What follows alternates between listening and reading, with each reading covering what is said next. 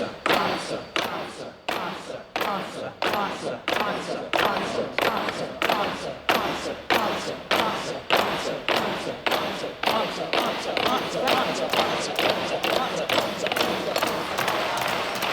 demands an answer, Talbot. Now, have you, or have you not, been discussing club matters with outsiders? I'm not answerable to you, Hayward. Or anyone else in this room. Your first loyalty is to the club, Dan. Maybe you've forgotten that. Or maybe you've been spending just a little bit too much time in the village.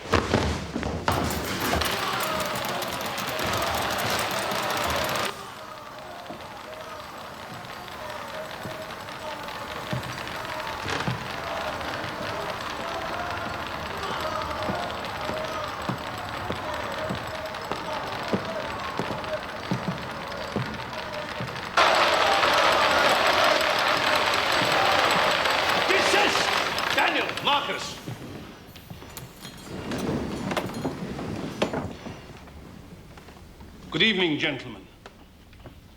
You may be seated. I say gentlemen because that is what members of the Pudding Club should strive to be, no matter how trying the circumstances. Sorry, sir. Sorry, sir.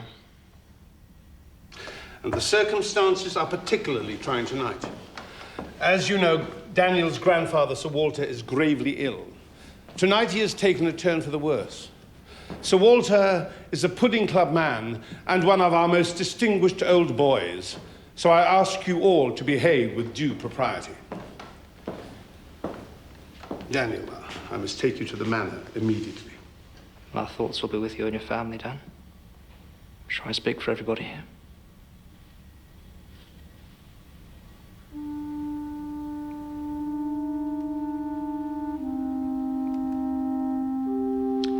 Thank you, Marcus.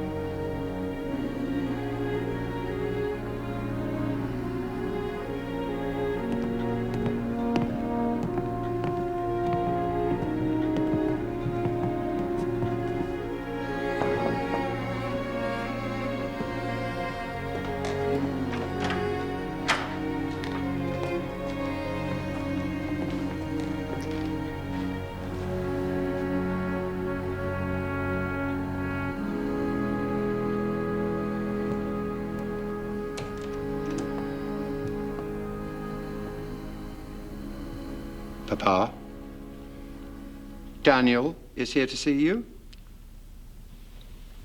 What is it, Grandad? What is the time?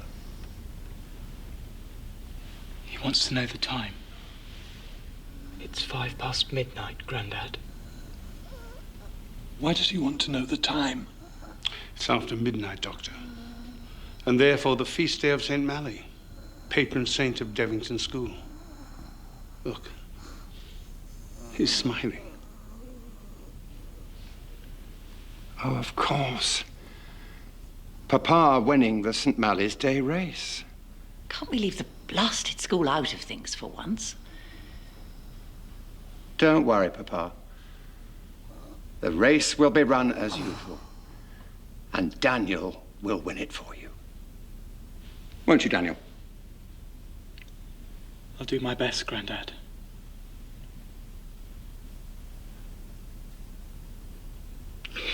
He can't hear you. I'm sorry. He's gone. Quid nunc? What now? A stiff drink, that's what.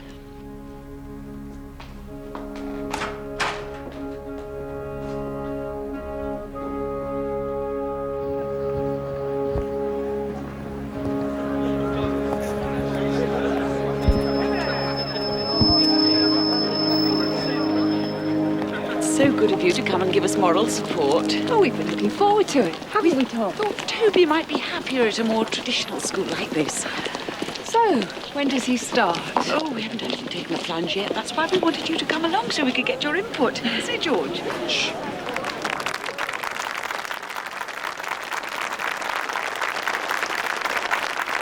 Parents, pupils, staff and friends of Devington School, welcome to the St Malley's Day Race, run today in honour of our beloved friend, Sir Walter Talbot, diplomat and distinguished old Devingtonian, who passed away in the early hours of this morning.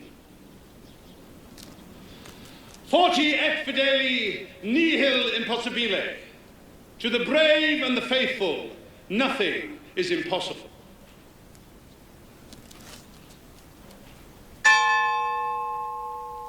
Gentlemen, are you ready? Yes, Sir Master. Ludlow, the bell! The bell, Ludlow!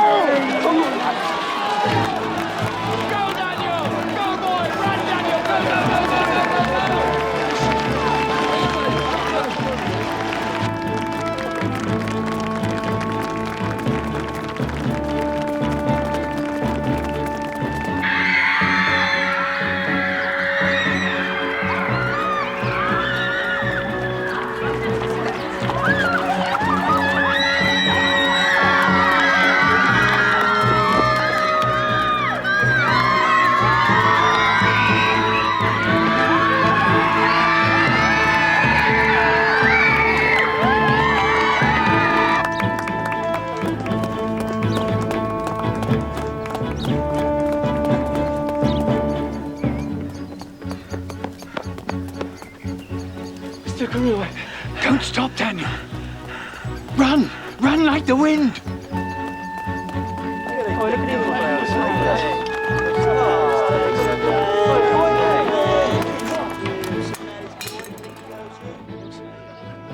Drinks, here they come.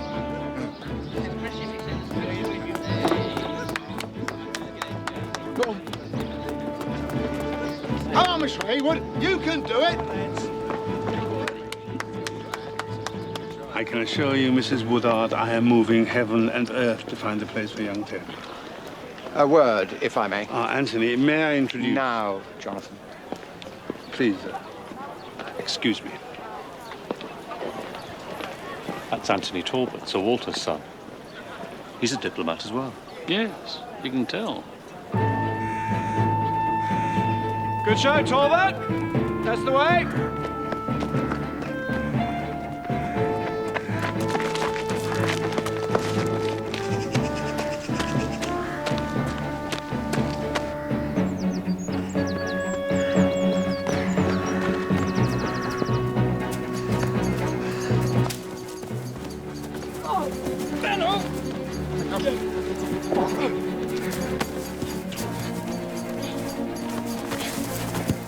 Get off me, Haywood, you yob!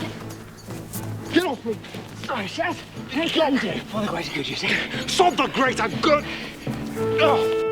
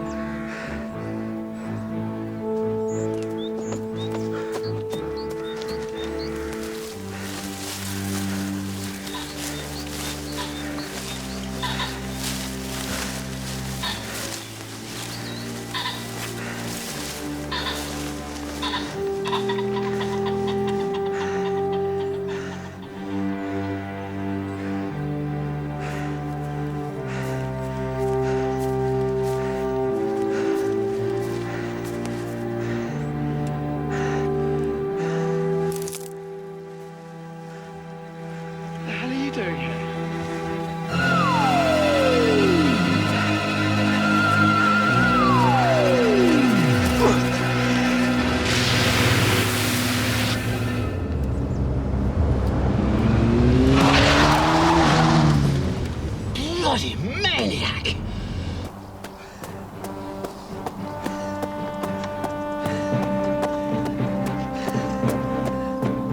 You heard from Archie Bellingham recently? No. Should I have done? The permanent secretary on the phone this morning. He's gone missing. Gone missing? Not a word to anyone, Jonathan. The Foreign Office wants the lid kept on this one.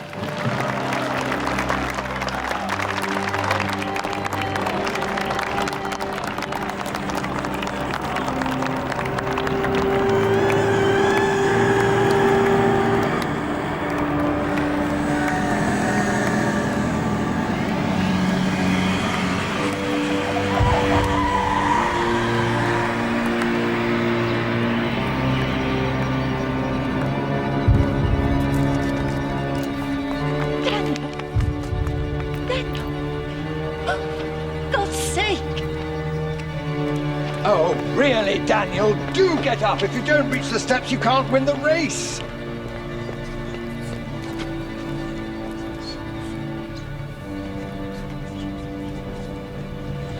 Can't you see he's hurt? Somebody get an ambulance.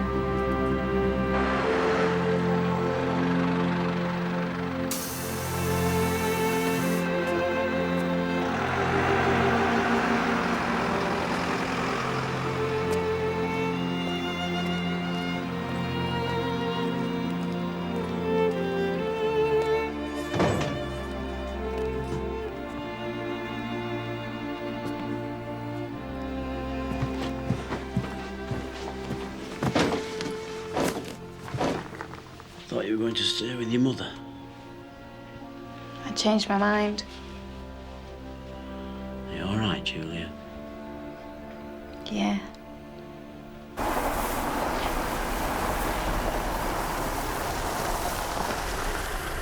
Let's cut the waffle, shall we, and get straight to the point? There's only one line of investigation worth pursuing. And what line is that, Mr. Talbot?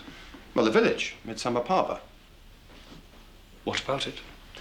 Well, many years ago, the St Malley's Day race was the occasion when scores were settled between school and village. Pitched battles were fought, and I'm glad to say the school usually came out on top. However, nowadays we do things rather differently. We respect each other's role in the community and all that sort of nonsense. However, there are still some in the village who resent the school. You're suggesting that the attack on Daniel was part of some feud with the villagers? But what other explanation could there be? There were local youths on the village green yesterday. They verbally abused and threw missiles at the boys taking part in the race. Yeah. Verbal abuse is one thing. Assault with a deadly weapon is quite another. Violence is never far away. Well, we'll certainly look into that aspect of it, Mr. Talbot. I know this could be difficult, but do you mind if I ask you a couple of questions about Daniel? What sort of questions? Was he happy at Devington? Happy? Well, he was captain of the school. He'd won his colours for cricket, rugger, fives. Of course he was happy. Only yesterday, at the start of the race, I had the feeling he was a little reluctant to take part. You may have forgotten, Inspector, that Daniel's grandfather died in the early hours of yesterday morning. The boy was tired and upset, but I can assure you that Daniel wanted nothing more than to win that race for his grandfather. And for me.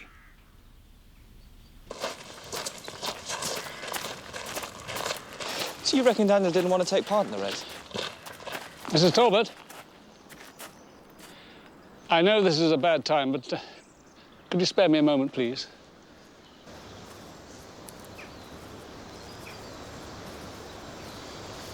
I shudder to think of my son lying here, side by side with that old monster.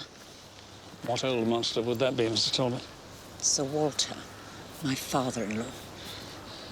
Oh, you didn't get on? Walter didn't get on with anybody. He commanded. People obeyed. How did that go down with Daniel? He did his best. For my sake. Just for your sake? Any shortcomings on Daniel's part were blamed on me. Shortcomings? I thought that Daniel was doing very well. Yes, but it was never good enough. My husband and my father-in-law are very competitive men. Daniel wasn't like that. And that caused problems, did it, between Daniel and his father? There were a couple of rows recently, yes. What about, Mrs. Talbot? I believe it was about the school and the pudding club. The what? Look, I'm sorry, but that's all the talking I can manage for the time being. Go up to the school. Talk to Eckersley Hyde. He'll be only too pleased to tell you all about the damn place.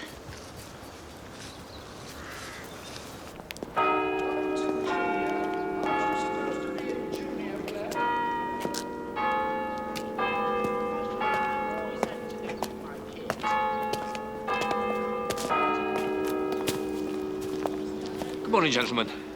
How may I help you? I'm Detective Chief Inspector Barnaby. That's Detective Sergeant Troy. And we're here to see the headmaster, please. Very good, sir. Excuse me, sir.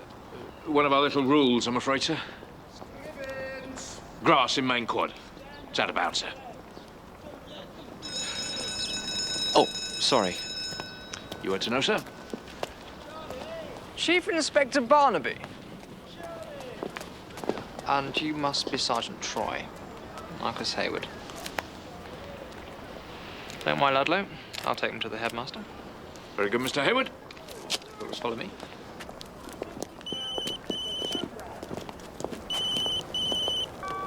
Troy. Okay. Sir.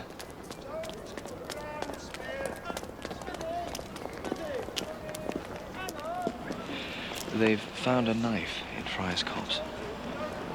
Well, you better get yourself down there, haven't you?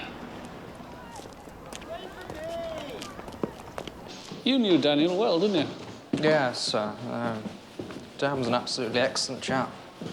Great friend of mine. Whole school's in shock. And you were right behind him in Farrar's copse, weren't you? Yeah. But when Daniel got into the woods, he was away because he's incredibly fit, you know. So did you see, hear anything, anyone suspicious? No. Just me and Chaz. Battling out second place, that's all. Chaz? Who's Chaz? Charlie Mendel, sir. Don't know if you come across it. Come! Thank you, Marcus. We'll talk again. Come!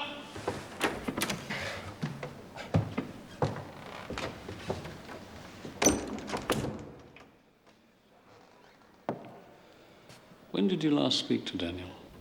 Last time I spoke to Daniel, well, it must have been 10 minutes or so before the race began. I went to his room in Study Cloisters to wish him luck. Then I looked in on Ludlow at the Porter's Lodge to make sure all was well. Then I went out into main quad to address the spectators. How did he seem to you, Mr. Eckersley Hyde? Upset about his grandfather, of course. They were very close, you know. What was his relationship with his father like? Excellent, I believe. So apparently there were some arguments recently about the school. What teenage boy doesn't argue with his father? And the pudding club? They argued about the pudding club. I doubt that very much. What exactly is the pudding club? Well, back in the mists of time, when food in school was, well, less palatable than it is now, some senior boys pooled their resources and arranged to have meals delivered from London.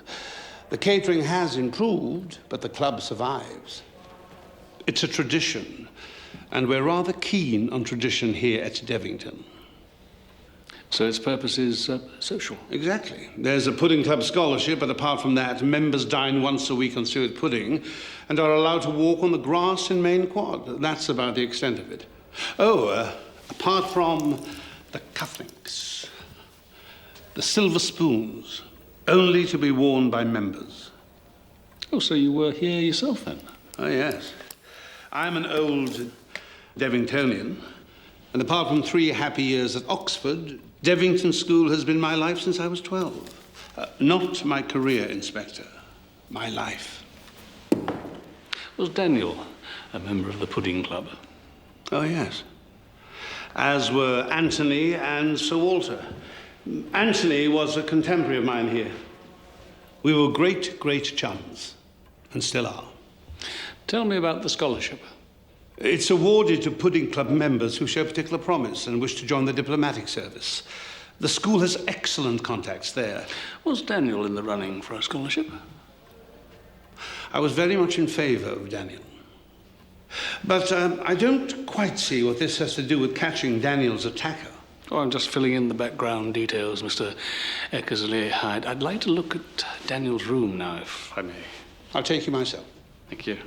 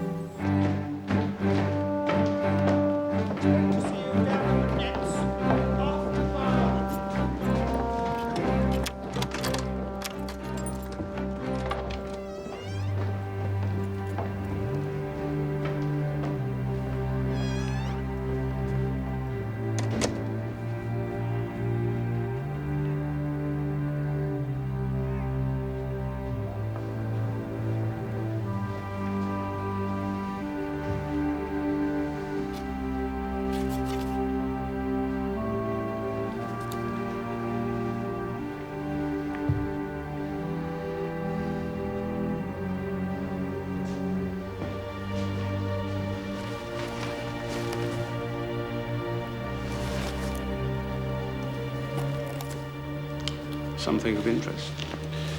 Probably not.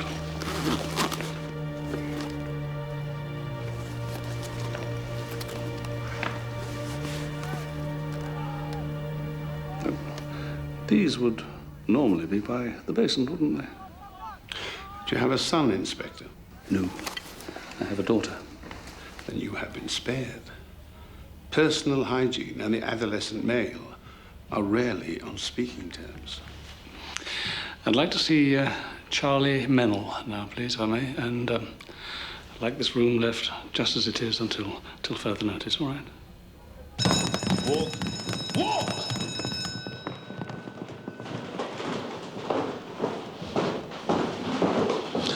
A word about Charles Mennell. There have been disciplinary problems. I'm sure the boy will come right in the end, but he has a bit of a, what's the phrase? A bit of an attitude problem. I think you should bear that in mind when talking to him. Thank you. I will. Mel! A visitor! Yeah, some of the local riffraff on the village green gave us a bit of lip. I didn't see any of them in Friar's Copse. Tell me what happened in Friar's Copse. I was robbed. That's what happened. You were robbed? Of the race. I caught Daniel, got the ball off him, and then that creep Hayward jumped me from behind. Isn't that against the rules? Rules? There aren't any rules. First one back to the porter's lodge with the ball wins. It doesn't matter how you do it. So what did you do after Hayward jumped you? I strolled back to the school with some of the others. So you gave up on the race? What's the point when you've got the whole pudding club on your case? What's the Pudding Club got to do with it? We fixed it so Daniel would win, obviously. Hey, don't get me wrong. Daniel was a good bloke. He's only one of those arrogant bastards I actually like. I take it you are not a member of the Pudding Club? Me? No way. And Daniel was only a member because of his dad. Have you met his dad? Yes. Yes, I have. He's a psycho, right? Anyway, Daniel wanted out of the club. He hated it as much as me. There was a huge bust-up between him and his old man over it. What about Daniel wanting to leave the Pudding Club? Yeah. You can't leave the Pudding Club once you're in. It's not done. Bad form, right? I heard there was a bit of a ruck in the Pudding Club room the night before the race. What sort of a ruck? between Daniel and Marcus Hayward. Hayward accused Daniel of fraternising with the villagers or something, you know, betraying club secrets. I mean, it's pathetic. They're like kids in a gang. Come. What is it, Ludlow? Message for Inspector Barnaby, Mr. Mennell. Sergeant Troy is in the refectory. When you're ready, sir. Thank you. Weirdo. This whole place is full of psychos and weirdos.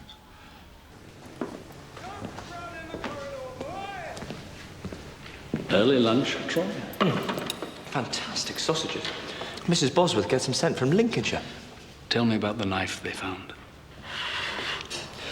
It's a steak knife, sir. Serrated blade, distinctive bone handle. It was found 30 or 40 yards from the path the boys were running along. Forensic are checking for prints and blood type. Well done, Troy. That's not all. A chap called Dennis Carter called. He's a groundsman here at the school. Moonlights as the local taxi service. Anyway, he was driving past Farrar's copse yesterday, round about the time Daniel was attacked. Said he saw something. What? You wouldn't say on the phone.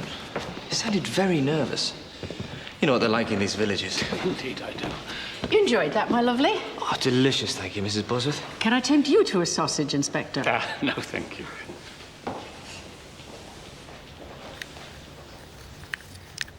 Lobsters? Huh? School food's improved since my day. Oh, they're not for the boys, silly. They're for the top table. Now then, what about pudding? How about a little spotted dick and custard? Oh, that would be nice. Yeah, I'm sorry, we've got no time. Oh, shame. Any time you fancy trying it, Sergeant, you know where to come. Smashing, lady. Come on, Troy. Let's talk to Dennis Carter.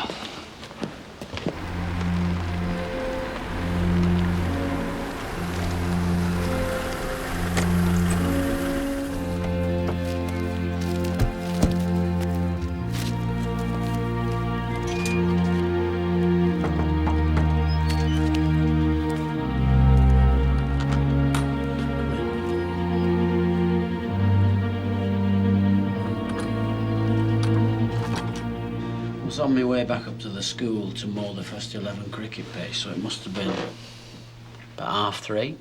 I was coming through Farrar's copse. This motorbike came round the bend the other way. Going that fast, almost had me in the ditch. To see who it was? I don't like this. This is not easy, you know. Who was it, Mr. Carter?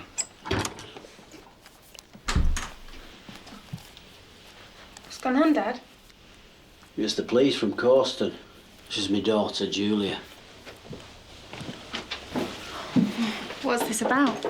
A boy from Devington School was found murdered in Farrar's copse yesterday. Yeah, I heard about it. We're asking people in the village if they might have seen someone or something out of the ordinary. Did you see anything, Dad? I saw Paul Starky riding that bloody motorbike away from Farrar's copse. That's what I saw. Paul Starky? Paul Starky wouldn't murder anyone. Who's Paul Starky? Ray Starky's son, landlord of the Chalk and Gown. Julia's right. Paul's not a bad lad. He's had his moments, but murdering someone, that just doesn't fit. You say Paul Starky has his moments. What do you mean exactly? He's a bit of a tearaway. Motorbikes and so on. And there was that business up at the annex. What's the annex? Well, they're allowing girls at the school now, so they board in the village at the annex. It caused nothing but trouble. What kind of trouble? What kind do you think? Were you in the village yesterday? No. I was in Corston all day. I was at Corston bus station. All day? I missed my bus. Then I changed my mind and I came back home. Psst. Sir? Are you the police? Yes, sir. How can we help? In here, quickly. I want to talk to you. It's about the murder of Daniel Talbot.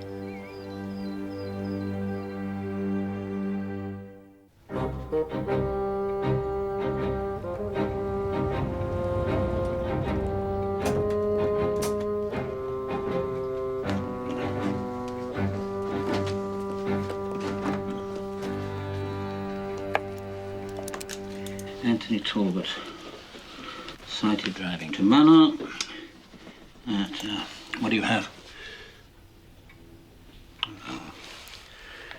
2:55.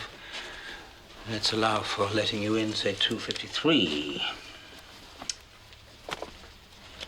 As policemen, you will appreciate the importance of accuracy in these matters. You wanted to talk to us about Daniel Talbot, Mr. Karu. Dudley Karu. You must understand that I can only talk in the broadest terms. Why must I understand that? The eyes and ears of Devington School are everywhere in this village. The royal family. Are they working for the Kremlin by Dudley Karu? You wrote this, did you say? Yes, I contribute to all sorts of periodicals. But my main area of research is Devington School and its malign influence on 20th century history. Well, that is fascinating, Mr. Karu, but this is a murder. Now, you take the Vietnam War or the invasion of Afghanistan. In every case, a trail of blood leads back to Devington School. I have documentary proof that Lee Harvey Oswald was here in Midsummer Parva 2 weeks before he assassinated President John F. Kennedy. Now, where's that paper? Someone's been interfering with my filing system. You! Did you touch anything on this desk? Did you? I haven't been anywhere near your desk. You were a pupil at Devington School yourself, weren't you, Mr. Karu? How do you know that? Who told you? Well, that's you in the school photograph here. Look. You were sitting between Anthony Talbot and Jonathan Eckersley Hyde, if I'm not mistaken. Yes, well, I was there briefly. Standard of teaching was abysmal, so I left. Inquiring minds were not encouraged. And it's much the same now. As poor Daniel would have told you.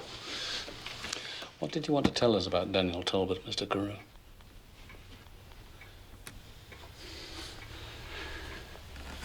Daniel was a fine young man. An honest young man. And he paid the price for it. Are you saying you know who killed Daniel? What? No, not as yet. The picture is incomplete. All I say to you is, look at the school, not the village. That's where you'll find the answer. The school.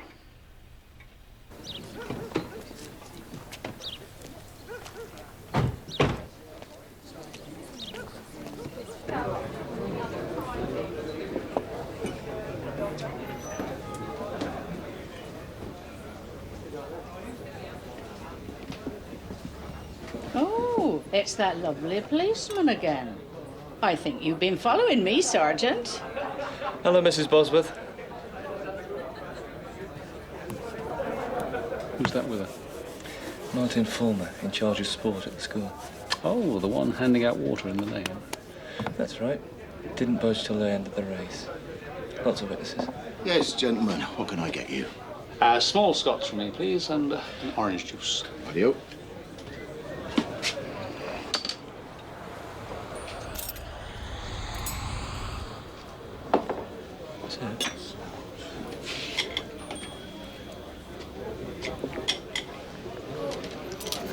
Thank you. I'm Detective Chief Inspector Barnaby. This is Detective Sergeant Troy, and we'd like to speak to your son, Paul, please. Is he here? Oh, no. He's gone out. I don't know where he is, I'm afraid. I reckon Paul Starky's bolted. Why would he do that? Well, it's not looking good for him, is it? Looks like the murder weapon came from his dad's pub. He was seen driving away from the scene of the crime at high speed. Plus, he's the local bad boy. I reckon we should put out an all-vehicle alert.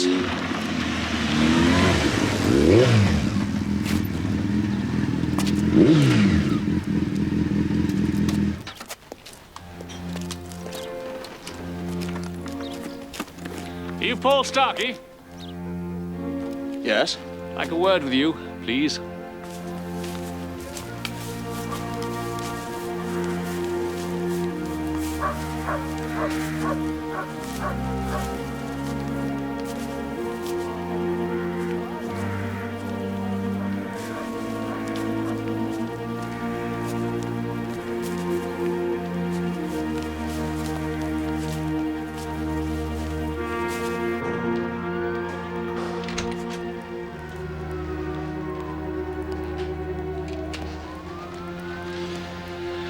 Okay.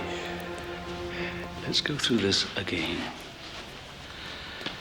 You left the pub at 2 o'clock and went for a ride. That's right. I just rode around.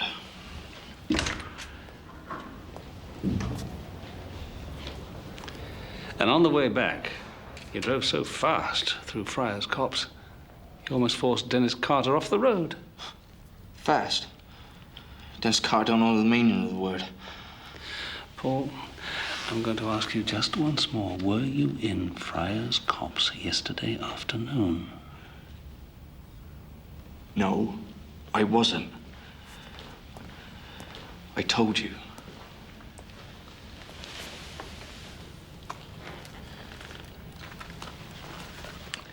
Can I have a word, please, sir?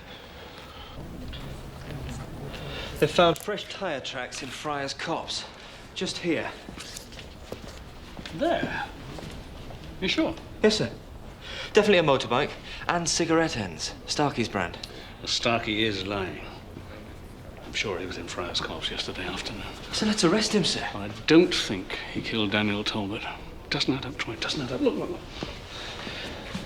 The boys leave the lane and run down the path through the wood here. Charlie Mennell catches Daniel about here, gets the ball off him. Then Charlie is tackled by Marcus Hayward. Daniel gets the ball back and goes on along the path back towards the school. So he must have been attacked somewhere between here and here. Right. So Paul Starky parks his bike here, makes his way through the wood, hides in the bushes, waits. Along comes Daniel. Starky jumps out, does the deed. And then what? Does he run straight back to his bike? No, he does not. For some reason, he goes off in quite another direction. Up there, up. Chucks away his knife up there, and then, and only then, goes back to his bike. Sir? So. Oh, forensic on the knife. Huh. No prints. Blood matches Daniel Talbot's. Traces of ammonia, acetic acid, and other chemicals. A common cleaning agent, apparently. Something in the back of my mind at the end of that race yesterday.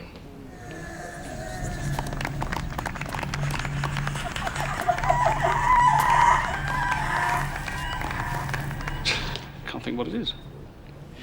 Sir, if we don't formally arrest Paul Starky, we'll have to let him go. All right, Troy. Arrest him.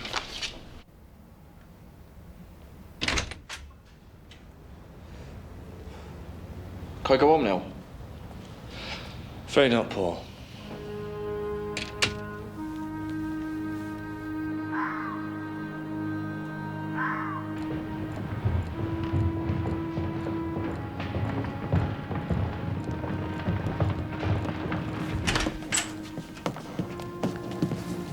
What the hell do you want, Hayward?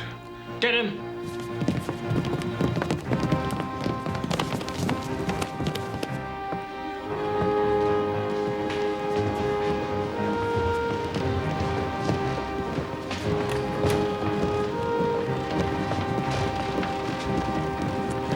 Evening, Mr. Mennell.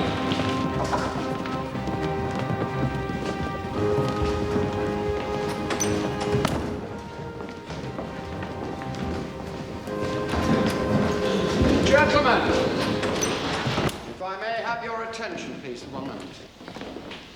The police have arrested the man who killed my son, Daniel. He's a villager. But that doesn't mean it's over. Outsiders will see this as an opportunity to snoop and pry into the affairs of the school. But you must remember that your first loyalty is to the Pudding Club. Always. Loyalty is our greatest strength.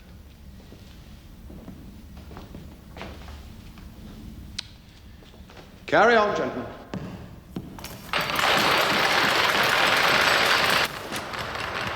Good night, Mr. Talbot. Good night, Butler. That's all good. About this villager that's been arrested. Not Paul Starky, is it? Yes, Hayward, it is. Why? Well, there's something you really ought to know about Paul Starky, sir. It's about him and Daniel.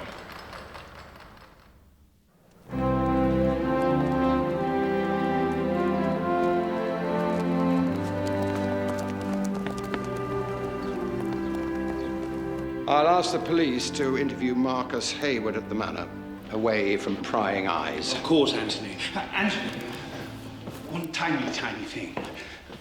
The Pudding Club meeting last night. What of it? Well, you might have mentioned it to me. The Pudding Club does not need your permission to meet. Of course not, Anthony. But there was a time when you and I worked as a team where the club was concerned.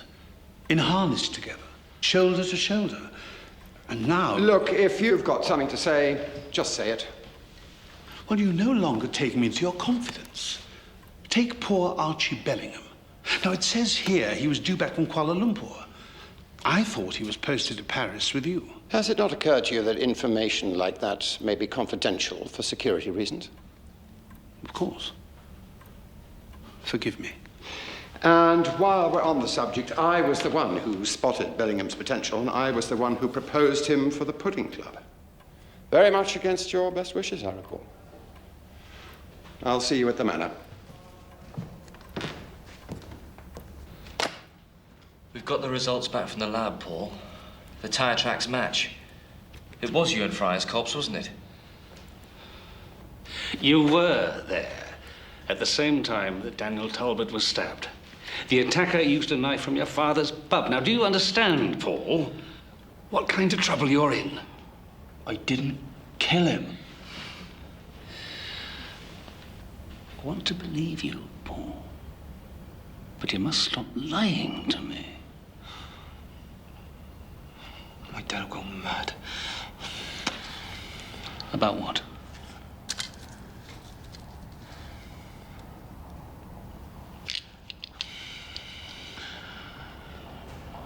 All right. I was in Fryer's copse. Because I had a message to meet Dave. Who's Dave? Dave Winch. He works up in the kitchens up at the school. Mrs. Bosworth and my dad, they've got this little deal. Any surplus left in the school kitchens, my dad helps to get rid of. Like leftover lobsters. How do you know about the lobsters? My amazing powers of deduction, Paul. So you met Winch in Fryer's copse? No. He never showed up. I hung around for a bit and... Well, then I went home. Got a message from Dave Winch. Who gave you the message? One of the barmaids in the pub said that he'd phoned up. I thought it was a bit weird. Because he usually comes in himself, or Marcus Hayward brings a message. Why would Marcus Hayward deliver messages for Dave Winch? Marcus is always in the tartan gown. So Marcus goes to the village pub, does he? Yeah. It's outbound to the school. But there's a room upstairs Dad lets them use. Who's them? Boys from the school. Some of the girls, too. How do they get from the school to the pub? Dennis Carter takes him in his old banger. Don't tell Dad I told you. He'll kill me. Winch works at the school, doesn't he? So we assume he knows all about the St Malley's Day race. Why does he arrange to meet Paul Starky in Farrar's copse on the one day he knows it'll be crawling with people, huh? He never intended to turn up. Winch set Paul Starky up. Or he didn't send the message in the first place.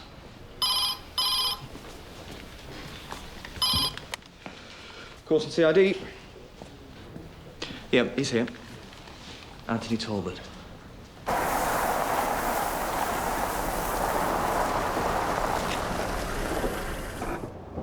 My sister, Arabella, is in the sixth form at Devington, sir. And she and Daniel were, well, an item. An item? Oh, no. Seeing each other. Why didn't you mention this before, Marcus? Well, it didn't seem important until I heard that you'd arrested Paul Starky. What's Paul Starky got to do with it? He was always pestering Arabella. Hanging around the annex, so on. I don't know, sort of stalking her. Marcus, Someone called Dave Winch. I believe he works in the school kitchens. No. Sorry, why would I know somebody who works in the kitchens? What are you driving at, Barnaby? Do you ever go to the Chalk and Gown, Marcus? The Chalk and Gown is strictly out of bounds. Do you? Mr. Exley Hyde's just told you, sir. The Chalk and Gown is out of bounds. All right, Marcus. Thank you. Thank you very much for your help. Come along, Hayward.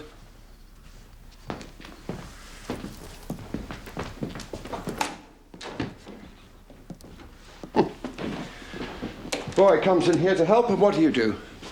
Make a string of vile insinuations. Making inquiries, Mr. Talbot, not insinuations. I hope you're not one of those chip-on-the-shoulder types who always takes the criminal side, Barnaby. No, I'm one of those let's-do-the-job-properly types. It was just totally devastating. I still can't believe it. Must have been very fond of Daniel. Yeah, I adored Dan. He's a sweet boy. Tell me about Paul Starky. Well, he just sort of hung around, you know. It's boring. I mean, he seemed to think I fancied him, which is just ludicrous. He's quite a good-looking lad. No way. He's gross. Anyway, he's from the village. So you told him you were going out with Daniel, and what, was he upset? Yeah, he was really hacked off. What did he say? He didn't actually say anything. But he was really hacked off, I could tell. Oh, thank you, Arabella. You better go along to your class now. What have you got next? French. Totally hopeless at French. Can I see? Merci. Oh.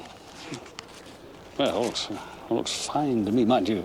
I was never any good at French either. Where exactly did you and Daniel go when you went out together?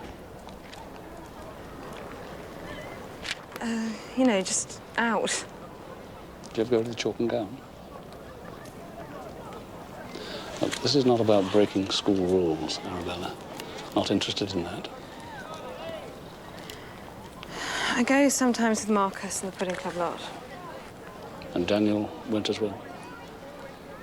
Sometimes, yeah. There's nothing else to do around here, is there? God, I'm late. I must go.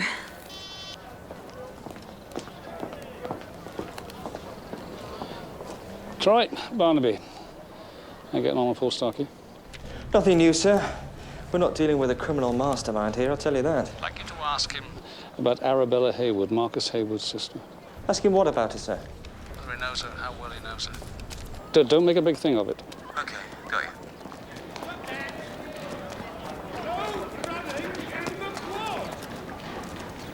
Mr. Mennell. Oh, it's you. You're taking a bit of a risk, aren't you? Walking on the grass like that. Not really. No. Oh, congratulations. You're a member of the Pudding Club now, eh? I was invited to fill the vacancy left by Daniel Talbot. I thought you hated the Pudding Club. God, no. It's a hell of an honour, actually. You told me that Daniel wanted to leave the Pudding Club. Did I? I don't remember saying that. How about the row between Daniel and Marcus Hayward night before the race? What row? Charlie, you told me yourself there was a fight in the Pudding Club room which Eckersley Hyde had to break up. Well, I must have been mistaken. I wasn't there, was I? Look, I've got to go. I'm supervising junior prep. Excuse me.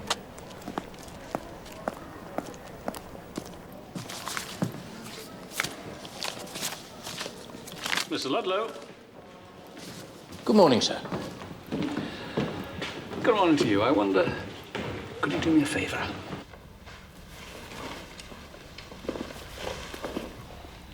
How long have you worked here, Mr. Ludlow? For about 35 years, sir. I left the village school, did a few years in the army, and then came here. You must be very attached to Devington. Yes, sir, I am. Particularly as my father was porter here before me. Oh, so it runs in the family, does it? Like the Talbots. Well, my father was porter when Sir Walter Talbot was a pupil. Sir Walter was a great man. Did a lot for the school. And Anthony Talbot is keeping up the tradition. Oh, yes. Very much so, sir. I suppose if anyone knows what goes on in this school, it'll be you. I'll do my job, sir, and leave it at that. What about the pudding club? I have the honour of being steward of the pudding club, sir. What does that involve? Not a lot. I take the puddings up to the club room, tidy up afterwards, same as my father did. On the night before the race, was there a fight in the pudding club room? Oh, I don't think so, sir. They make a fair bit of noise, all right, but it's just high spirits.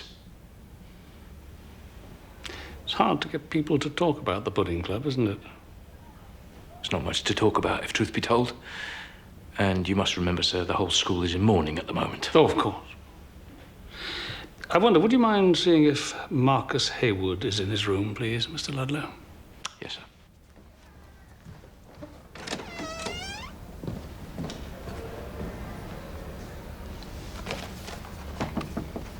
Mr. Haywood?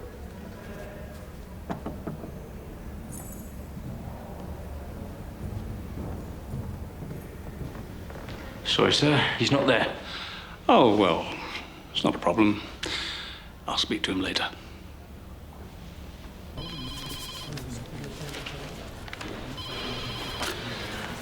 Arabella Haywood certainly did not write this card, Troy. Wrong writing.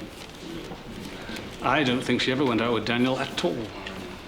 Why was she trying to make out she was? Dunno. Trying to incriminate Paul Starky? Cover for her brother? Maybe Marcus Haywood and Charlie Mennell were in it together. They both benefited from Daniel's death, didn't they? Marcus is captain of the school. Charlie got into the, what's it club? Then we get back to the problem of the knife, Troy. Witnesses saw Mennell and Haywood making their way back toward the school. Neither of them would have had the time to double back and drop the knife where we found it. So it can't have been anyone taking part in the race?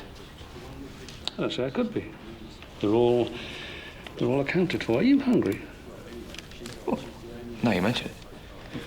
Get yourself up to the school, drop in on Mrs. Bosworth, and talk to Dave Winch, would you? See if he really did leave a message for Paul Starky at the pub.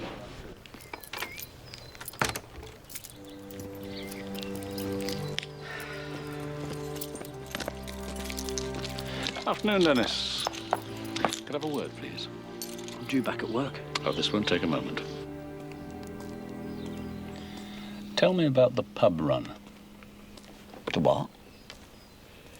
When you pick boys up from the school and take them to the Chalk and Gown. I don't know anything about that. I've got better things to do with my time, Dennis, than make trouble for you, but that's exactly what I will do if you're not straight with me. All right. They phoned me from the school. Who phoned you? Well, nowadays it's usually that Marcus Haywood. I go up behind the school, wait for him to climb over the wall, and then I run them to the chalk. They go in through the back door. Did Daniel Talbot ever go to the Chalk and Gown? No, I never took him there. Where did you take him? To Dudley Karu's. What was he doing at Karu's? How should I know? I swore to Daniel I wouldn't tell a soul. Thank you, Dennis. You were right to tell me. He was the best of that lot, was Daniel Talbot.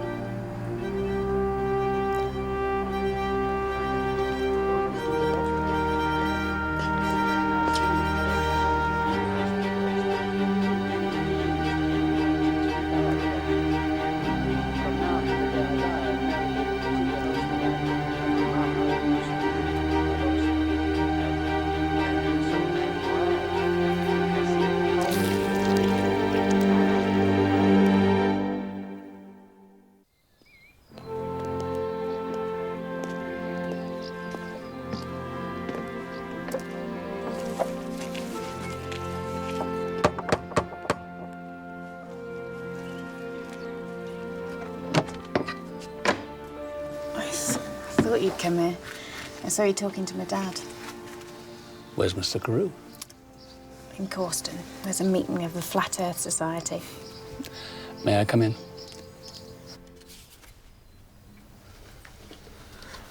You sent this to Daniel, didn't you? I'm sorry. It's all right. It's a relief to talk about it. Where did you meet Daniel? Here. Everyone in the village thinks that Dudley's a loony, but he's a really good person to talk to. I used to come here when my mum and dad were splitting up. And one evening, Daniel came round to see Dudley. That was the first time we met. What did Daniel want with Mr. Karu? To talk. About school, mostly. How he hated it and wanted to leave, stuff like that. Anyway, I came round one evening and Daniel was here. Dudley was in a terrible state. How do you mean? It was something Daniel had told him. What? Neither of them would say. That's when he started talking about running away. And you were going to run away with him?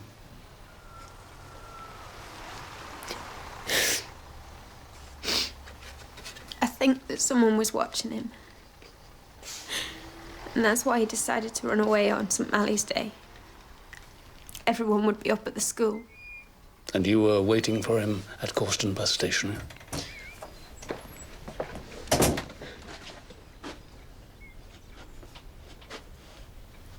I think you'd better go now, my dear. Come and see me later.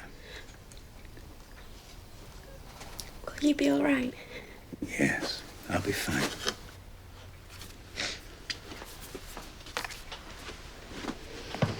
You came alone? Yes, I came alone. Mr. Karu, why was Daniel Talbot planning to run away? I told you before, the picture is incomplete. Look at the school. Look at the Pudding Club room. Do you mean the Pudding Club scholarship? Scholarship? Conspiracy, more likely. Please, Mr. Karu, no more conspiracy theories. I'm talking about money, the acquisition of wealth. That's the true purpose of the Pudding Club. And how is this money acquired? Well, diplomats enjoy many privileges. Immunity, freedom of movement, diplomatic bag. Use your imagination. Never mind wild allegations. Can you give me some details, some facts? Sir Walter's health had been deteriorating, and with it, his influence over the school. And a struggle for control of the Pudding Club had been raging. Archie Bellingham was a victim of that struggle, as was poor Daniel. Archie Bellingham is missing. Uh-huh. But Daniel Talbot was murdered. Yeah. I know that Daniel was frightened. I saw him at the start of the race. Start of the race? Yes, I was with friends. You were at the school for the St Malley's Day race with friends? Well, in that case, how can I trust you? How do I know you're not working for them? Oh, for God's sake. The Pudding Club has strong links with the police force, believe me. I've said all I'm going to say, so now you must leave. Go, go!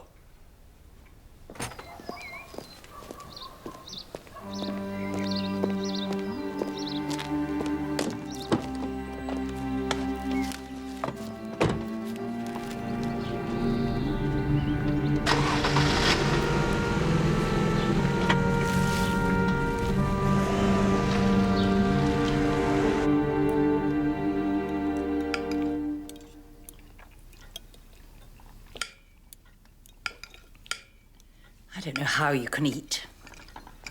There's a lot to be done. One of us has got to be in a fit state to do it. Miranda, Anthony, forgive me for disturbing you. I didn't realize you were in the middle of dinner. It's all right. I've had just about all I can stomach. This won't take long. What's so important, Jonathan? Leaky roof in the science block? Graffiti in the junior common room?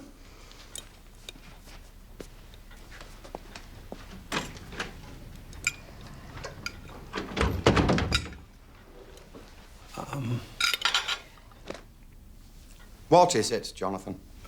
The pudding club meeting last night. Oh, not that again. Charles Mennell tells me he was elected to club with you as his proposer. Yes, that's right. Are you thinking of putting Mennell up for the scholarship?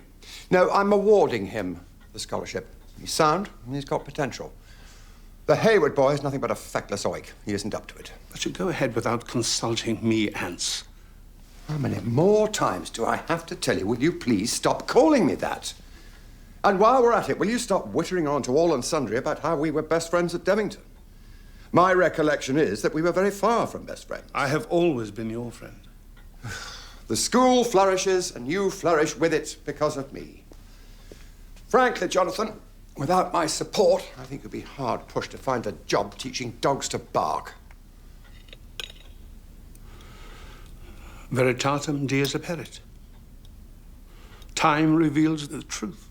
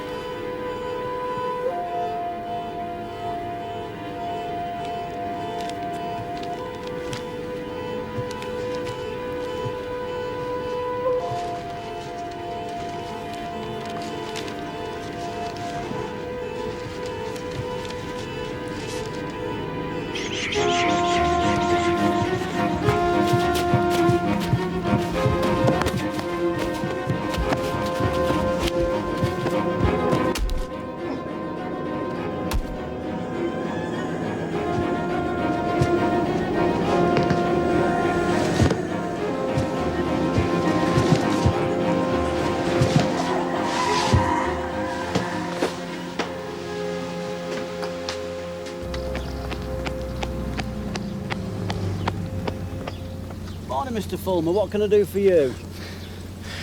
Move your heavy roller for a start. You've left it slap bang in the middle of the first 11 pitch. I never did. Go and see for yourself. Damn hooligans.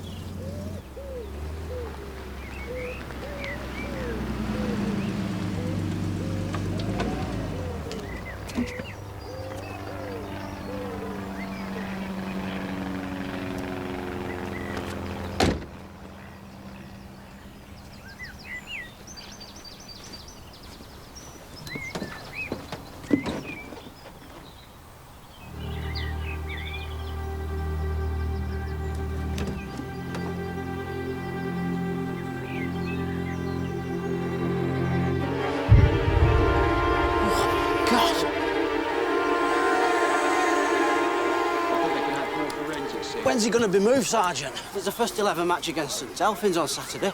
We've got more important things than cricket on our minds, Mr. Carter. That's all very well, but if old Karu's left any dents, I'll need time to flatten them out. Well, you're going to have to be patient, aren't you? He's lying exactly where the spin ballers pitch it, too. Mr. Carter, please. Please.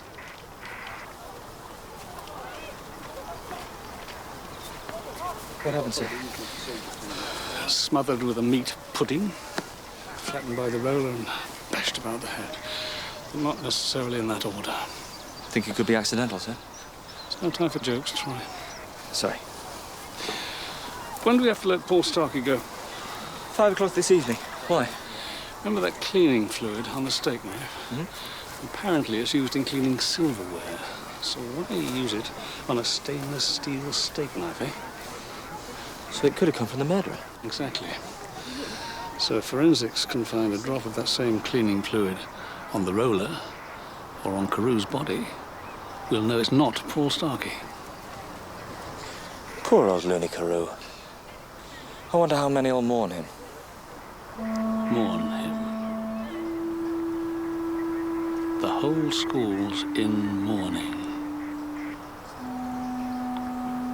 Troy, we are going to Friar's Copse. It was something Ludlow said to me yesterday. The whole school's in mourning. Then I knew what was bothering me about the St Malley's Day race. What's that, sir? All the boys who took part were wearing black armbands, weren't they? In memory of Sir Walter Talbot. OK, they were all wearing black armbands, but... At least they were when they set off.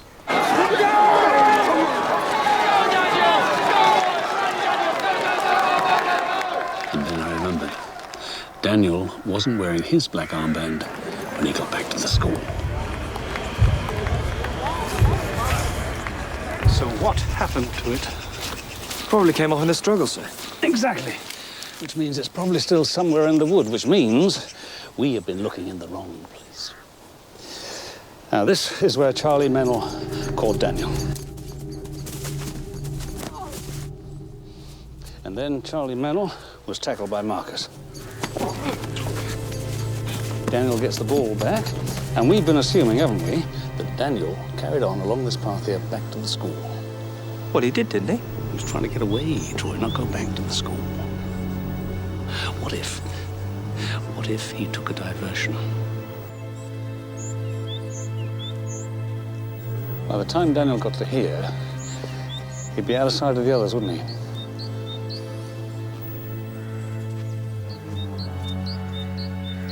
There's a track through here, sir.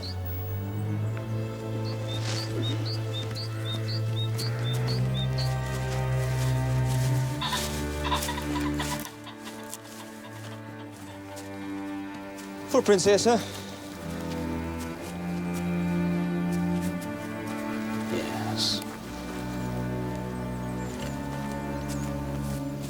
Hey!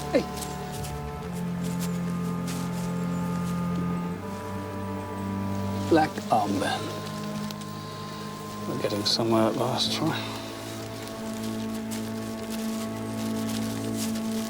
Sir, signs of a struggle here. Yes, this is where Daniel was attacked. What did he come here for? See? I think he'd hidden his holdall here. He came back for it, but someone was waiting for him. So, what did they do with the holdall? Well, whoever stabbed him took it back to his room while everyone was in the main quad. There was fresh mud and tree bark on it. And he didn't have time to unpack it properly either, because his toothpaste and his razor was still in it. It's ironic, isn't it? Daniel gets wounded, but he manages to escape from his attacker. But what can he do? The only way he can get help is to go back to the place he was trying to escape from. He is welcomed like a hero. Come.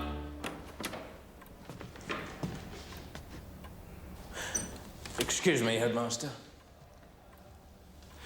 The police are about to remove Mr. Karu from the cricket pitch. Thank you, Ludlow. A troubled end to a troubled life. He was not the happiest of men, sir. Still, mors omnia solvit. Death resolves everything. Marcus Haywood, Charlie Mennell. They've been giving us the runaround since the very beginning, haven't they? Sir? Oh, thank you. Forensic report. Traces of cleaning fluid on the roller and Karu's clothing. You can release Paul Starky, then? Yes, sir. Oh, by the way, I know where Charlie Mennell and Marcus Haywood will be tonight.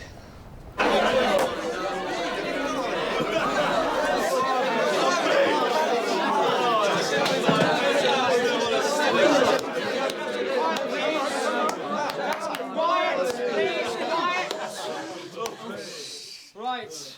Well, we're here today to celebrate Charlie's admission to the Pudding Club. Yay! And there was a time when I thought that Charlie wouldn't come up to scratch. But pleased to say that he seems to have come good in the end. Well, try and sound as if you mean it, Haywood.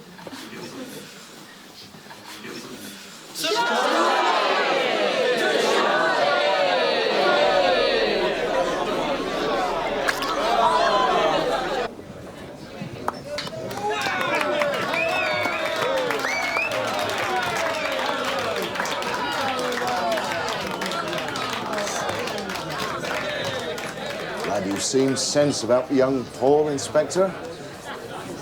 Evening, Mr. Ludlow.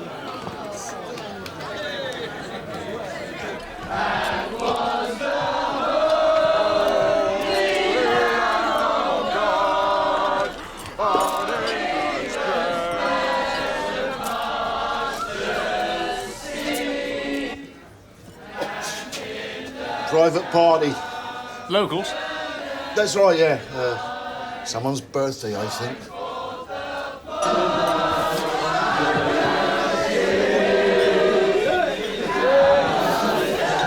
Why aren't you singing? So I don't feel like it. That's all. Oh, come on, Marcus, don't be a bad loser. Sorry, what have I lost?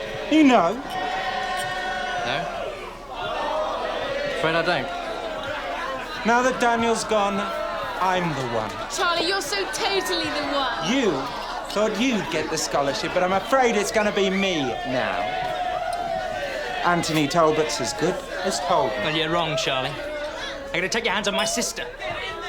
Actually, I rather think she's got her hands on me.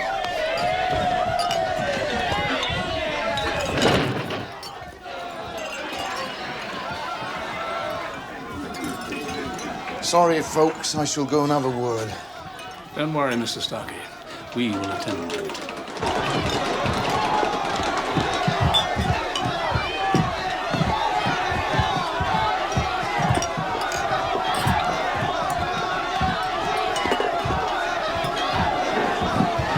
That's enough!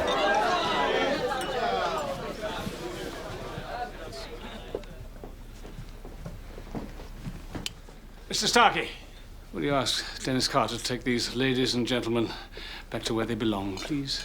Right away. Right, out! Quick as you can. No, no. Straight out! Come on, you heard him. Right. You two have got a choice. Either you start telling me the truth, or I will throw the book at you. Keep it going, guys. Out! But my parents would kill me. Do. Right. I'll be up at the school first thing tomorrow morning. And I want your cooperation, please. Or I'll charge you both.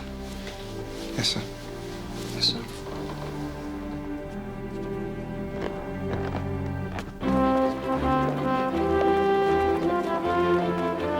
Here we go, boys. Come on, keep up now. Keep up, keep up. That's it.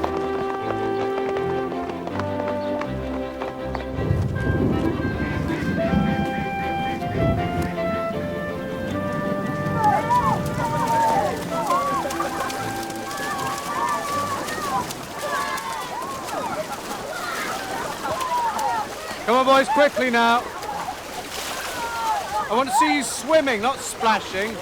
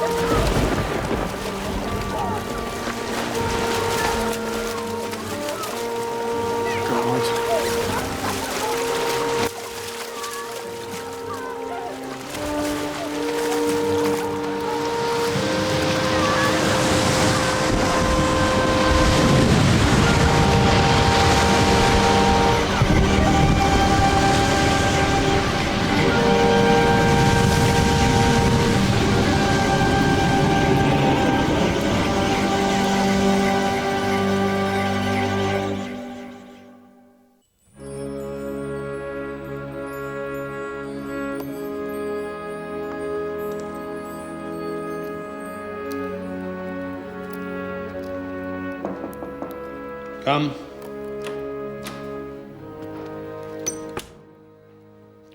What news, Ludlow? The police have confirmed that it's Mr. Bellingham's body, Headmaster. And the boys? Somewhat shaken, but Mrs. Bosworth is preparing them a special breakfast. Do you wish to inspect Mr. Bellingham's body, sir? No, I do not, Ludlow. I suppose I'd better phone Anthony and break the news. Yes, sir. Mr. Talbot will be most upset about Mr. Bellingham. Indeed, he will, Ludlow. I'm afraid there's more bad news, Headmaster. Marcus Hayward has disappeared. Oh, no. What are we to do, Ludlow? You'll get us through, Headmaster. Will I, Ludlow?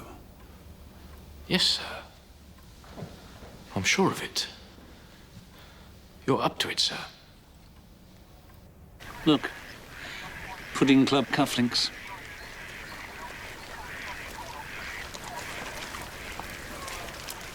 So that's the missing diplomat, is it? Yeah. Must have been dead over a week. Look, he's taken a massive blow to the head. Similar to Dudley Karu.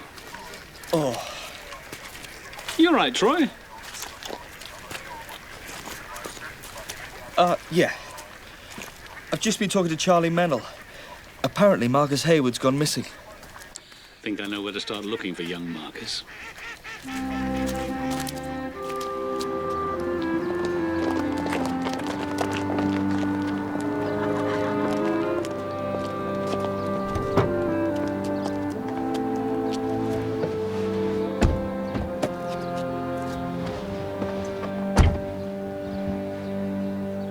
Where's Marcus, Arabella?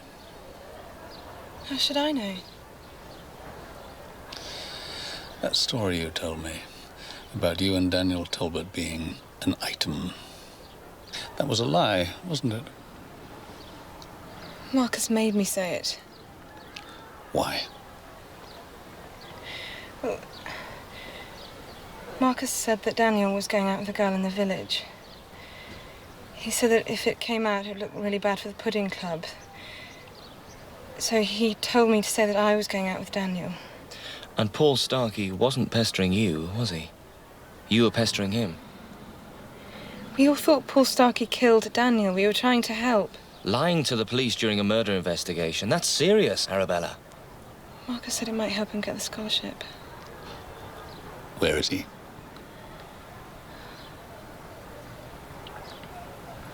In my room. Well, the headmaster told me he was going to put me up for the Pudding Club scholarship, but that Daniel was up for one as well, which I thought was really unfair. Why? Well, because it's Sir Walter who decides and he's Daniel's grandfather. Obviously, I didn't stand a chance.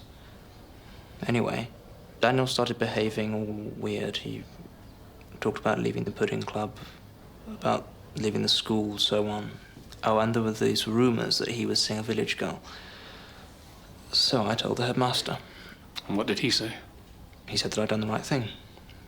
He said that he would speak to Daniel's father and that they would sort it out between themselves. He said that I'd done myself a lot of good. Tell me about the day of the race. The headmaster told the Pudding Club to make sure Daniel won the race. But that idiot, Charlie Mennell, caught the ball. I managed to get it off him. So I lobbed the ball to Daniel, but the sad bastard wouldn't run. Then, thank God, he came to his senses and he took off. Now, I had to try and keep up with Daniel and make sure nobody caught him. But, I was completely knackered. By the time we got to Farrar's Copse, Charlie Mennell was ahead of me.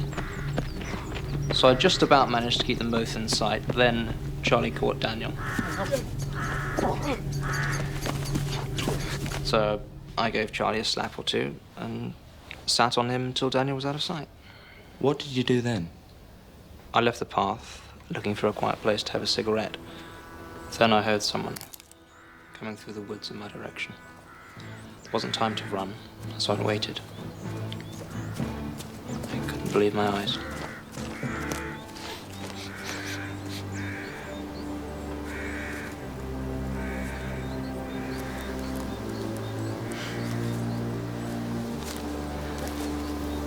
Mr. Hayward, I'd appreciate it if you didn't mention seeing me in the copse this afternoon. To anyone. And I'll say nothing about the cigarettes. All right, Ludlow. It was bizarre. He was wearing these white gloves that he uses to polish the Pudding Club spoons. Anything else? Oh, wait a minute. He was carrying some sort of bag But what I couldn't work out was how Ludlow got to Friar's Copse so quickly, because he was in the Porter's Lodge at the start of the race. You know, it's a physical impossibility. Did you actually see him at the lodge? No. Nobody must have been there, because he starts the race. He's the one that rings the bell. You know, it's sort of his big moment. Why didn't you tell us this before? Ludlow came to see me that night in my room.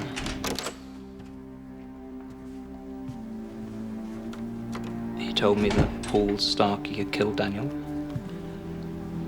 and that I shouldn't try to complicate matters.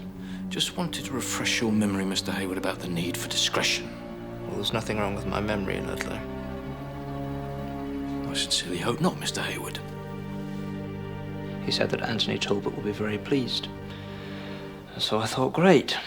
Pudding Club scholarship in the bag. And then Anthony Talbot tells Charlie Mennell he's getting it. After all I'd done. It should have been me, shouldn't it? I was so totally up for it. It was perfect. Why did Daniel change his mind and pick up the ball, sir? And what he really wanted was to be last, so that he could leave the race without being noticed. The Pudding Club ruined that. The only other option was to be in the lead. Yeah, exactly. Build up a big lead, make sure he wasn't being watched, get away from the path, pick up the bag, change. I think the idea was to cut across country to the main road, get the bus to Corston. But Ludlow was waiting for him. But then old Eckersley Watsit, the headmaster, saw Ludlow in the Porter's Lodge just before the race. He was lying. Look at the school. That's what Dudley Karu said. Looks like the old fellow was right.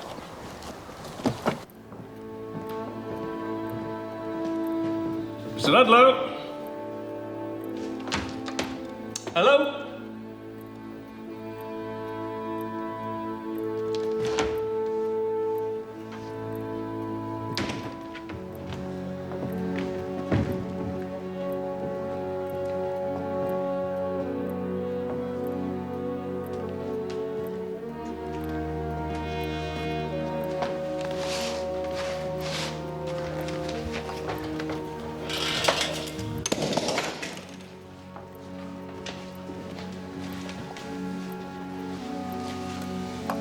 So look at this. Automatic timer. Looks brand new. He could have linked that to the electric bell. And the school clock. Didn't you say Exley Hyde waited for it to strike 3? Yeah. And there was a slight delay, wasn't there, before the bell went off?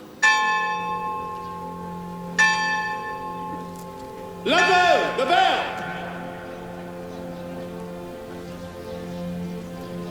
The bell, Ludlow!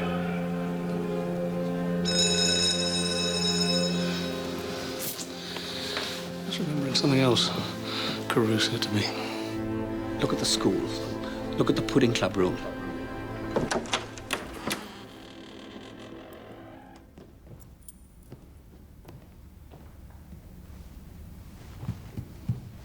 No switch here. Sir.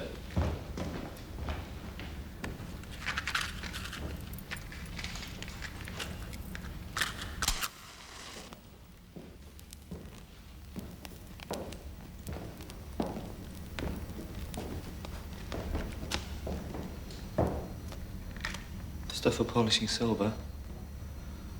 One of Ludlow's gloves.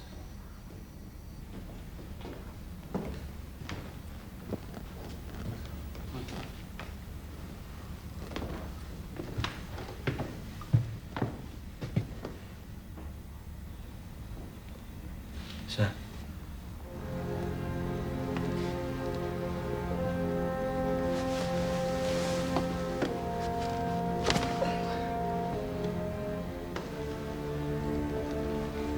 It's the other glove.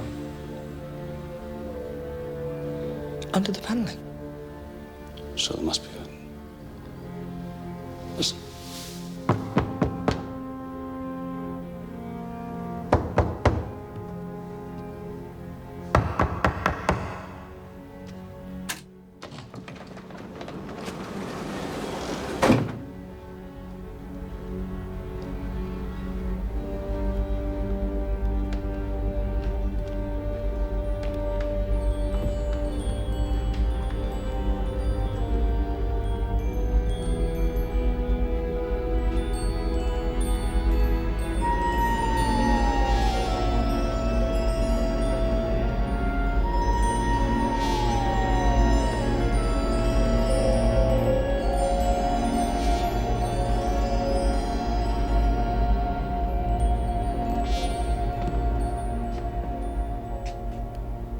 I suppose there's no point in me telling you that the Pudding Club room is out of bounds to non-members.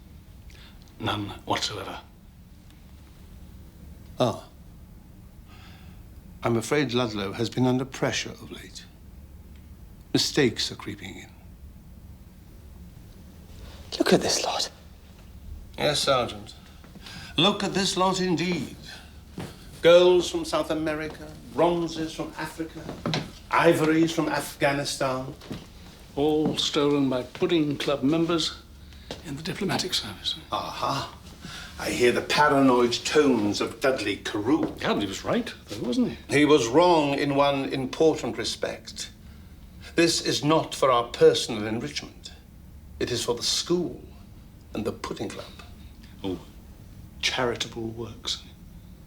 Sir Walter was a visionary. Under his leadership, the club became an elite within an elite, the creme de la creme, dedicated to furthering the aims and ideals of Devington School. And what ideals are those? Honor, service, patriotism, old-fashioned values like that. It's still theft, Mr. Exley Hyde. Whatever you do with it. What about Anthony Talbot? Well, I'm afraid he didn't share Sir Walter's high ideals. He saw the Pudding Club as nothing more than a means of making money for himself. And Daniel was caught up in the middle of all this, was he? Yes. Daniel was a sensitive and intelligent boy, but his father bullied him mercilessly. As a result, Daniel turned against the school and everything it stood for. I thought perhaps I might succeed where his father had failed. I decided to reveal to Daniel the true heart and soul of Devington School. I don't understand. All this belongs to the Pudding Club. It belongs to the school. It belongs to all of us. See this. It was once in a museum in Kabul. The museum was ransacked and burned to the ground. Thanks to the Pudding Club, this piece is safe. Here, with us. You mean it's stolen? Saved. All of this, saved. And then sold? To provide scholarships and books and computers and playing fields. My grandfather started this. You can continue the tradition, Daniel. Trust me. No. For the sake of the school. I don't want anything to do with it.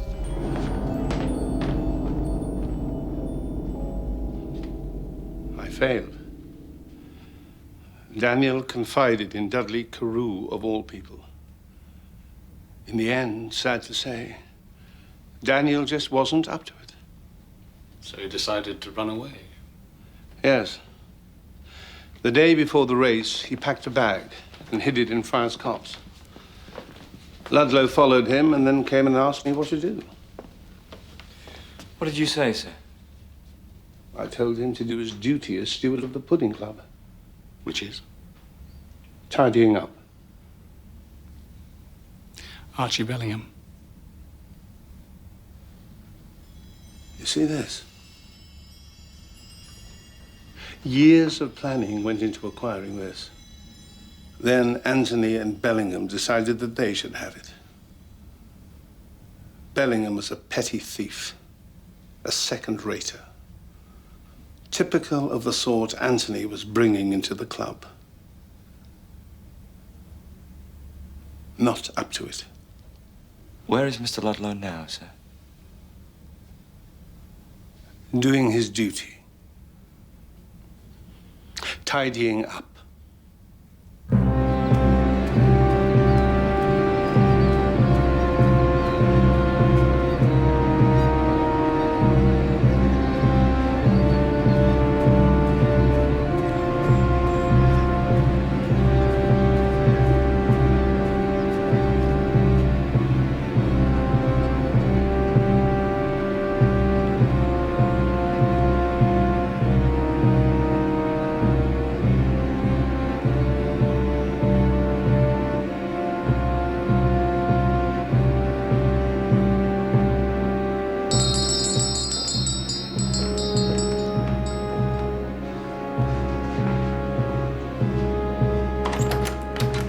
see Mr. Talbot.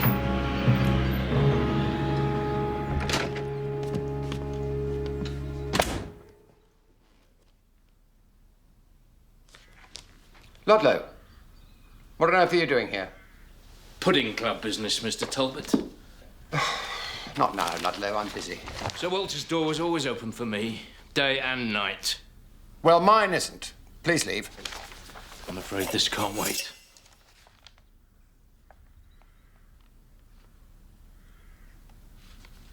My God. You've been very remiss, Mr. Talbot. It was you. Very remiss indeed. I'm calling the police. Look, for God's sakes, man, try and get a grip of yourself. No. No, man, for God's sakes, what's the matter with you? Well, look, Ludlow, there must be some sort of arrangement we can come to, for goodness sakes, man. Well, look, I'm sure we can come to some sort of arrangement. There really is no need to behave like this, Ludlow. I beg you, please don't hurt me. Miranda, call the police! As I thought, Mr. Talbot, sir. Just not up to it.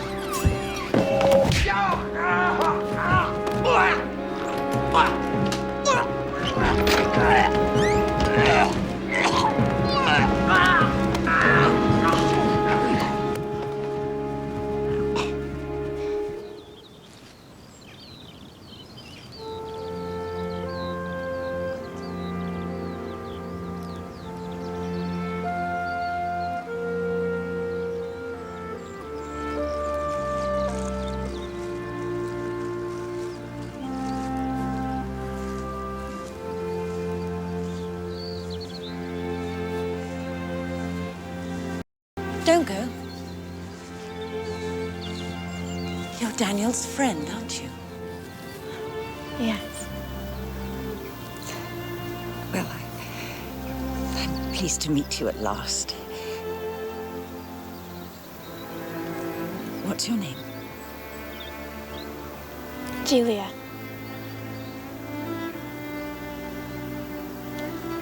I'd better go. You don't have to. Stay for a bit. All right.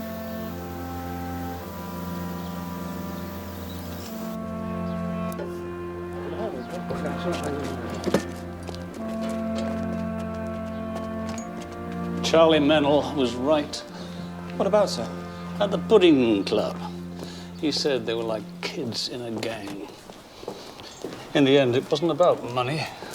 It was about who was in, who was out, who was the leader, who was top dog. School. Supposed to be the happiest days of your life, aren't they, sir? That's what they say, Troy. I never did get that.